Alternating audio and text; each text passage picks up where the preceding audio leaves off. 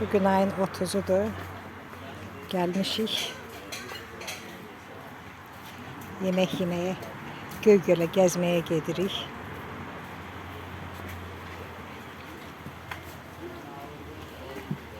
Gene bəslidir babam. Şuradan gətirdim. Hoşuna gelir mi Seyyare buradaki yemekler?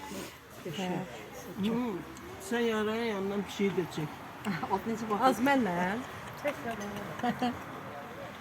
Bu xüsusi bir mənzərədir. Bu tamam bir, Hoşum gelip bir şeyden de geldi. O qara bu qara. bu tamam bir şeyimiz de var. Ha.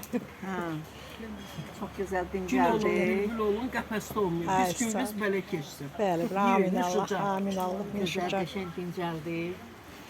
Mən həmişə belə məclislərdə axırıncı olmasa, axırıncı olsun. Bəli, amin Allah, amin Allah. İşlərdə. Ana qız, neçə dənə tikə yeyirsən? Bax.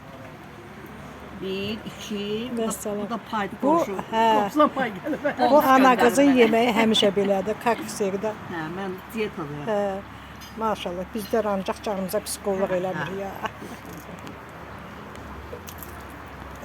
Hə, tur rəhbərsən əsas məsələ. Bəli. Uşaqlarıma qəşəng kebab çəkdirmişəm. Lülə kebab, tikə kebab, hə. İndi iştahla oturub yeyirik.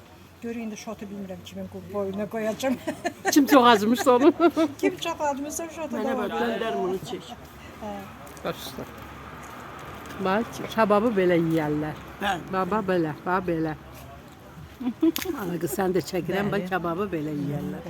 Sən bitkən də sən götür əl. Az yo, antrikotu Ona götür. tərəf, hə. Antrikotu götür. Amma bir oradan çəksin. Buna Mən çəkirəm, narahat olma. Bax, belə yeyərlər antrikotu. Bax, görürsüz, əllə, əla, super. Get oyna. Bax belə. Mən görüm sən nə verin, nə? Saxlan, Mən etdim ya onu.